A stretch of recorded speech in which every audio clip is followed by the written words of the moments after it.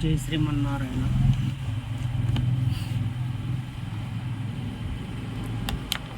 ప్రతి ఒక్కరు ఈజీగా ఒక మాట మాట్లాడతారు. కష్టపడితే బాగుంటాడు, కష్టపడితే సంపాదిస్తాడు, కష్టపడి నేను బాగా ఇంప్రూవ్మెంట్ అయినా, కష్టపడి చాలా డెవలప్ అయినా. లేదనిలే, కష్టపడితే అందరూ డెవలప్ అవుతారు, అందరూ బాగుపడతారు. బట్ గుర్తించాల్సిన విషయం ఏమంటే, ఓ కాలంలో కష్టపడితే రోగం లేదు, ఓ కాలంలో కష్టపడితే టెన్షన్లు ఉండవు, ఓ కాలంలో కష్టపడితే ప్రతి రూపాయి నిలిచేది, ఓ కాలంలో కష్టపడితే ఏ హాస్పిటల్కి నువ్వు డబ్బులు పెట్టాల్సిన అవసరం లేదు, ఎందుకంటే నీకు రోగం రాదు. ఓ కాలంలో కష్టపడితే సమస్యలు లేకుండా కష్టం పైన ఆధారపడి చేసుకుంటున్నావు కాబట్టి కష్టపడుతున్నావు. కష్టపడేదే తప్పు అని నేను అనలే. కష్టపడేవానికి కూడా కష్టపడతాడు, ఒక రోగం వచ్చి పక్కపడిపోతాడు. కష్టపడేంతవరకు కష్టపడతాడు. వాడు బాగా సెట్ అయ్యే లోపల వానికి ఒక బీపీ, ఒక షుగరు, ఒక అల్సరు, ఇంకోటి వస్తాయి. కష్టపడాలని ప్రతి ఒక్కరికి ఉంటుంది, ఎవరు కూడా ఊరికే తినాలని ప్రతి మగోడు అనుకోడు. ఈ విషయం గ్యారంటీ చెప్తాను. సబ్జెక్ట్ ఏమొస్తుందంటే బ్రెయిన్ మాట్లాడే వాళ్ళు ఒకటే మాట్లాడతారు. నేను కష్టపడినా పైకి వచ్చాను, నేను కష్టపడినా. నువ్వు కష్టపడి పైకి వచ్చినావు లేదనిలే. నువ్వు కష్టపడి పైకి వచ్చిన తర్వాత ఇంకొకరిని పైకి తీసుకొని వచ్చే మార్గాన్ని చూడు దయచేసి. నేను పడిన నా కష్టం చాలామంది ఏమంటారంటే, నేను చాలా కష్టపడినా, నేను చాలా ఇదైపోయినా. నీకు రోగం వచ్చింది, నువ్వు కష్టపడి బాగా డెవలప్ అయ్యే లోపల నీకు రోగం వచ్చింది. నీ కోసం నువ్వేం సుఖపడినావు? కనీసం సుఖపడాల్సిన అవసరం టైంలో పడినావా? పడలే. కష్టం ఒకటే తెలిసిండేది. ప్రతి మనిషిలో ప్రతి పార్ట్లో కూడా ఈ చెయ్య తినటానికి పనిచేస్తుంది, ఈ చెయ్య ఇంకో దానికి పనిచేస్తుంది, ఈ కండ్లు ఒకదానికి పనిచేస్తాయి, ఈ ముక్కు ఇంకో దానికి పనిచేస్తుంది, కాళ్ళు నడవటానికి పనిచేస్తాయి. ఈ ఎమక మనిషికి సపోర్ట్ని కూర్చొని దానికి లేదని ఇస్తుంది. ఒక్కొక్కటి ఒక్కొక్క రకంగా చేయాల. జీవితంలో మనిషి ఏమంటారంటే, బిరీన మన పెద్దోళ్ళంతా కష్టపడు.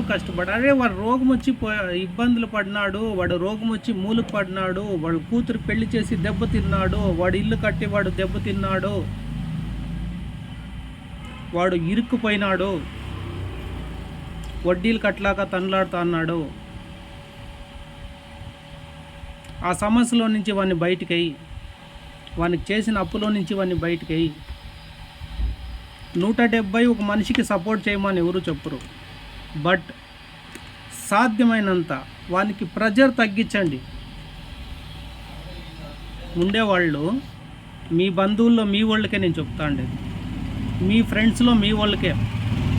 ఎవడో ఎక్కడో గౌరీబిద్నూరులో ఒకటి ఉంటే శ్రీకాంతపురం నుంచి పోయి ఇచ్చిరమ్మని నేను చెప్పలే. బెంగళూరులో ఒకటి ఉంటే హిందూపూర్ నుంచి వచ్చి ఇచ్చిరమ్మని నేను చెప్పలే. యాడో వేరే దేశంలో ఉంటే ఎత్తుకొని వచ్చి శ్రీకాంతపురంలో వానికి సహాయం చేయమనిలే. బట్ నీకు సంబంధించినోడు వాణ్ణి పైకి తీసుకురా. ప్రతి ఒక్కరు ఒక విషయం మాట్లాడతారు, బాగుపడితే మావాడు, చెడిపోతే వేరేవాడు. ఇది జరుగుతుంది సమాజంలో. వాడు ఎంత కష్టపడినా వాడు తగులుతానే ఉన్నాయి వాడి కాళ్ళకి చేతులకి గాయాలు.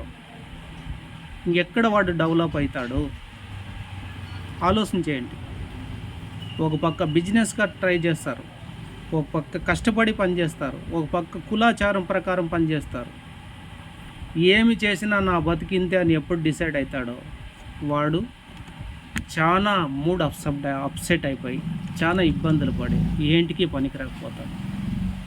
ఏదో ఒక సహాయం అట్లా వానికి సపోర్ట్ చేసి చూడి, ఒక్కసారి చూడు. లేదు వాడు బాగుపడలేదు అని నువ్వు మాట్లాడప్పుడు, సపోర్ట్ చేసి వాడు బాగుపడుకున్నప్పుడు నువ్వు మాట్లాడు. అది మానవత్వం. మనిషిని మనిషే కాపాడు కానీ మనిషికి వచ్చి ఒక పశువు కాపాడదు. పశువుని మనిషి కాపాడగలడు, ఎందుకంటే మనిషికి ఆ జ్ఞానం దేవుడిచ్చినాడు, ఆలోచన విధానం దేవుడిచ్చినాడు, బతికే విధానం దేవుడిచ్చినాడు. ఆ జంతువుకి అది ఇలా. జంతువుకి ఈరోజు స్వేచ్ఛగా ఉంది. కారణం ఏమంటే రేపటి గురించి అది ఆలోచన చేయదు, ఈ పొద్దుటి గురించి అది ఆలోచిస్తుంది. దానికి అది ఈరోజు మనశ్శాంతిగా ఉంటుంది. పద్దన లేస్తేనే రెక్కలు కొట్టుకొని వెళ్ళిపోతుంది. బాగా చూడండి, పద్దన లేస్తేనే రెక్కలు కొట్టుకొని వెళ్ళిపోతుంది. ఏం కావాలో తింటుంది, ఏం కావాలో తీసుకొస్తుంది, కానీ సాయంకాలం గూటుకొస్తుంది. రేపటికి దానికి ఉండదు. మన జనాలు అట్లా కాదు, మన మానవ జాతి అట్లా కాదు. రేపటికి, మన్నాటికి, వాడి తరంకి, వాడి ముత్తాతల తరంకి మనుముళ్ళు అందరు తిన్నంత సంపాదిస్తారు, కానీ వాడు తినేది ఇంతే. నువ్వెంత సంపాదించినా రోజుకు తినేది 3 పూట్లు 3 పిడికిలు భోజనం తప్ప ఏమీ లేదు. మానవ జలంలో నాకు సాలు వద్దు అనేది ఒక భోజనం తప్ప ఏమీ లేదు. ఇంకా అన్నీ ఎన్ని రూములకి వేసినా చాలు. ఆలోచించేయండి. నీ చుట్టుపక్కలన్నీ డెవలప్ చేయి, నీ కనపడిన డెవలప్ చేయి. చాలా గొంతులో పడి ఉండేవాడిని లేపు. వాడు కష్టపడతాడు, వాడు బాగుపడతాడు. వాడు కష్టపడాలని ప్రతి ఒక్కరికి ఉంటుంది. వానికి అయిండే గాయాలు మేలు చేయాలి కదా. ఈ విషయాన్ని మర్చిపోతారు. నేను కష్టపడినా బాగున్నా, నేను కష్టపడినా ప్రతి ఒక్కడు నేను బాగా చెప్తాను చూడండి. ప్రతి ఒక్కరూ నేను బాగా చెప్తాను చూడండి. తల్లిదండ్రులు ఆస్తి వేసుకోకుండా, ₹1 లేకోకుండా, 0 బ్యాలెన్స్తో పైకి వచ్చినోడు సరైనోడు. వాడు చెప్పాలి ఈ ఛాలెంజ్లో, నేను కష్టపడినా. కనీసం తల్లి తండ్రి పావలా లేకోకుండా, తల్లి తండ్రి ఆస్తి, తల్లి తండ్రి సపోర్టు పావులా లేకుండా నీవు నీ పెళ్ళి చేసుకొని పక్కకు వచ్చి భార్య బిడ్డలు సాకు, అది కష్టం, అది లైఫ్. మనిషి ప్రతి ఒక్కరు ఊరికే ఏదో మాట ఉంది కదా అని మాట్లాడొద్దు. దయచేసి అర్థం చేసుకోండి. సాటి మనిషికి సపోర్ట్ చేయండి, సాటి మనిషికి సాయం చేయండి. మానవ జాతిని కాపాడండి అంతే. జంతువులు ఒకదానికొకటి సపోర్ట్గా ఉంటాయి, మనుషులు జంతువు సపోర్ట్గా లేరు. ఎందుకంటే కండ్లారా పేదరికాలు అట్లా చూస్తూ అంటే అట్లా అనిపిస్తుంది. ఈ పొద్దు రోడ్ల పైన పనుకుంటూ ఉంటారు జనాలకు, జాగా లేక, ఇండ్లు లేక, వాకిలు లేక, తినేక లేక, భార్య బిడ్డలతో సహా దావుల్లో పనుకుంటుంటారు. వాళ్ళకి సపోర్ట్ చేయండి. లక్షలు ఖర్చు పెట్టి కారు కొన్నా, ఇది అమ్మేసి అది కొన్నా, ఈ బిల్డింగ్ అమ్మేసి అది కొన్నా, సునామీ వచ్చా, భూకంపం వచ్చా, ఎక్కడ పోయా? మానవ జలంలో ఎత్తుకోపోయేది ఏదన్నా ఉంది అంటే నువ్వు చేసిన పని, నువ్వు చేసిన సహాయం మాత్రమే. దయచేసి అర్థం చేసుకోండి.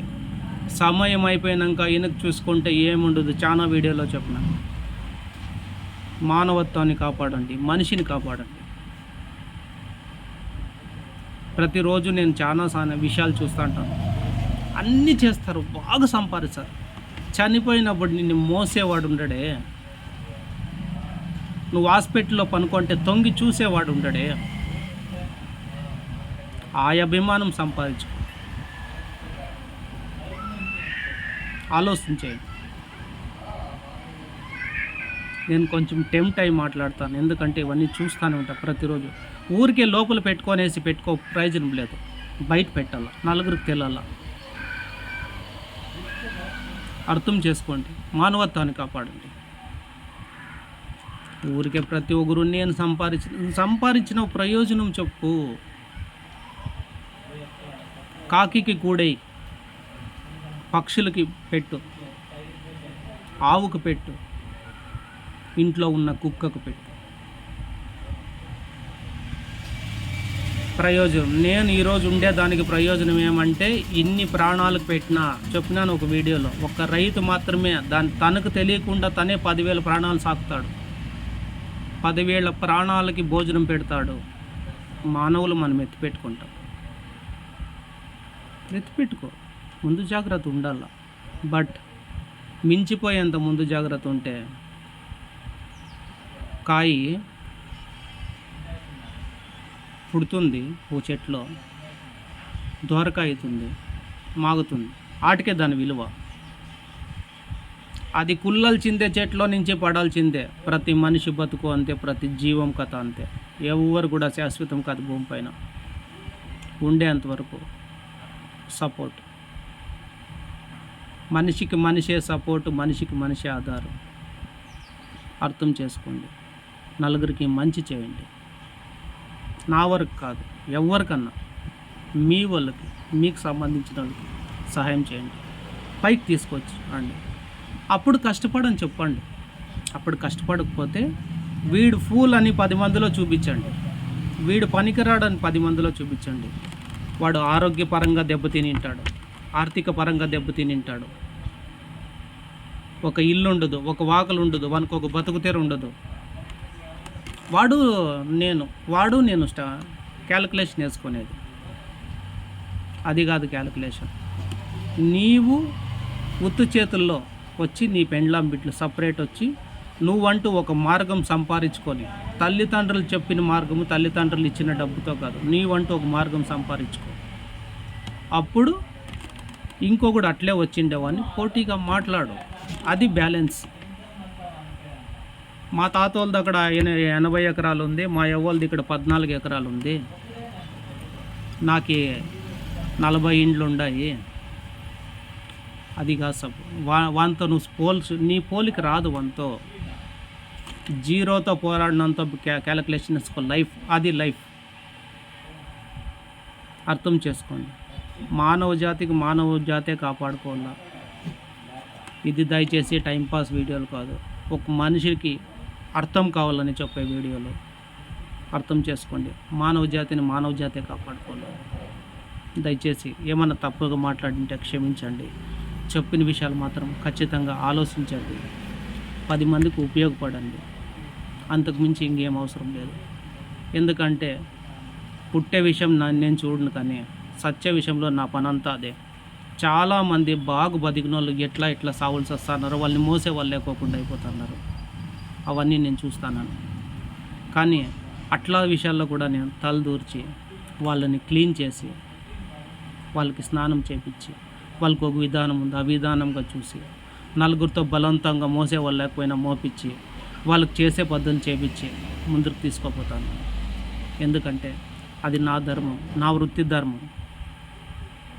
చెప్పినాను కదా, మీరు సహాయం చేయండి, నువ్వేం చేస్తా ఉండవు అని ఒక మాట అడగొచ్చు నన్ను కూడా. దానికే చెప్తాను, ఒక కుక్కకు అన్నం పెట్టే శక్తి నాకు దేవుడు ఇచ్చినాడు.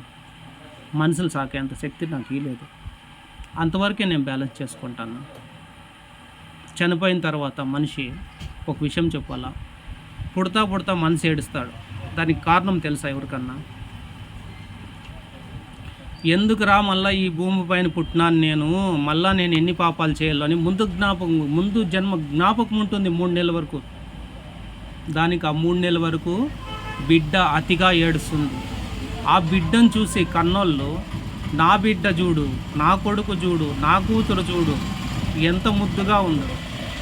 అది చేసిన పాపాలు ముందు జన్మలో కడుక్కోవాల, ఈ జన్మైనా బాగా బతకాలని ఒక జన్మ ఎత్తేది మనిషి. తర్వాత లైఫ్లో ఇవన్నీ నేను చెప్పినవన్నీ జరిగిపోతాయి. ఆఖరికి ప్రాణం పోయేటప్పుడు చాలామందికి చూడండి, ప్రాణం పోయేటప్పుడు కళ్ళలో నీళ్ళు ఆటోమేటిక్గా వస్తాయి. ఎందుకు వస్తాయి? నేను ఏం చేయలేకపోతున్నాను నా జీవితంలో, నా వాళ్ళకి నేను సహాయం చేయలేకపోతున్నాను, నా జతలో ఉండే వాళ్ళకి ఏం సహాయం చేయకపోతున్నాను. తను పని మనిషి అయినా కూడా నాకు ఇంత పని చేసి కష్టపడి ఇంత చేసిందే. నా వాళ్ళు ఎక్కడెక్కడో ఉన్నా కూడా నన్ను ఇంత బాగా చూసుకున్నారే, కానీ వాళ్ళకి ఏమి నేను సహాయం చేయలేకపోతానని అని చాలామంది ప్రాణం పోయేటప్పుడు బాధపడతారు. అయ్యలే, కాలు లేదు, చేయలేదు, చెప్పేకు నోరు లేదు, ఏమొస్తుంది అప్పుడు బాధపడితే? సంపాదన ఒక్కటే కాదు లైఫ్లో. నేను ఏమన్నా కాళ్ళు చెయ్యి ఏ పనులు అవి చేయాలో, ప్రతి మనిషి ప్రతి దాంట్లో ఒక బ్యాలెన్స్ ఉండాలా. కళ్ళు చేసే పని కళ్ళు చేయాలా, ముక్కు పీల్చుకునే పని ముక్కు చేయాలా, నోరు తినే పని నోరు చేయాలా. ప్రతిదీ మనము నోట్లో మాత్రమే తింటాము, కానీ కంట్లో తినం, చెవుల్లో తినం. అర్థం చేసుకోండి. దానికి లిమిట్ ఆటకే ఉంటుంది, దీని లిమిట్ చూపు వరకే ఉంటుంది. ప్రతి మనిషి విలువ అంతే ఉంటుంది. ప్రతి మనిషికి మనిషి సపోర్ట్ ఎందుకు చేయాలంటే ఈ పొద్దు మన పరిస్థితి మనం అట్లా తెచ్చుకొనేసినాం. ఆ రోజు సంపాదించేటప్పుడు ఎట్లుందంటే, ఆ రోజు కష్టపడేటప్పుడు ఎట్లుందంటే డబ్బుతో పని లేదు, వస్తు మార్పిడి ఒక్కటే ఉంటాండే. రాగులు పండించినోడు వానికి రాగులు ఇస్తాడు, బియ్యం ఇప్పించుకుంటాడు. గోధుమ పండించినోడు గోధుమలు వానికి ఇస్తాడు, బియ్యం ఇప్పించుకుంటాడు. ఇట్లా వస్తు మార్పిడి ఉండే, డబ్బుతో పని లేదు. ఈరోజు డబ్బుతో పని పడే అవి గుట్టలు చేసి కొండలు చేసి ఎత్తిపెట్టుకునే పరిస్థితి వచ్చింది. కానీ ఎత్తిపెట్టినోనికి కూడా ప్రయోజనం లేకుండా పోతుంది. అర్థం చేసుకోండి. చెదులు పడుతున్నాయి. అదే చెదులు పట్టే బదులు చెదులు పట్టే లోపల ఒక 10 మందికి హెల్ప్ అయితే అది ఎంత మంచిగా ఉంటుందో ఆలోచించండి. ఎంత నువ్వు బతికిన దానికి ఎంత సార్థకం ఉంటుందో ఆలోచించండి. పుట్టి సచ్చే లోపల ఏదో ఒకటి సాధియాలంటారే, సాధి లేకపోయినా పర్లేదు, చెప్పేదన్నా నేను చేస్తాను, తెలుసుకునే వాళ్ళన్నా తెలుసుకుంటారు. నా వీడియోలు చూసిన వాళ్ళు 100 మంది చూసింటే ఒక్కరన్నా మారితే చాలు. నాకు ఒక్కరిలోన్నా మార్పు వస్తే చాలు. నా వరకు సహాయం అవసరం నేను కోరలే, పేదోని సహాయం కోసం అడుగుతాను. చాలా బాధల్లో ఉంటారు. ఆశించి కండ్లు కాయలు కాస్తాయి. దేహి అని చేతులు ఇదైపోతాయి. పాపం ఒక మనిషి దేహి అన్నాడంటే తన పరిస్థితి ఎట్లుంటుందో అర్థం చేసుకోండి. చెప్పాలంటే చాలా ఉండే, వీడియో ఛానల్ ఎంత అవుతుంది అర్థం చేసుకోండి. మానవ సేవే మాధవ సేవ. భోజనం పెట్టిందే జీవితంలో గుర్తుండేది, కష్టం తీర్చిండేది లైఫ్ ఉండేది. నేను ఒక దాసాపే కానీ అంతకుమించి ఏమీ లేదు.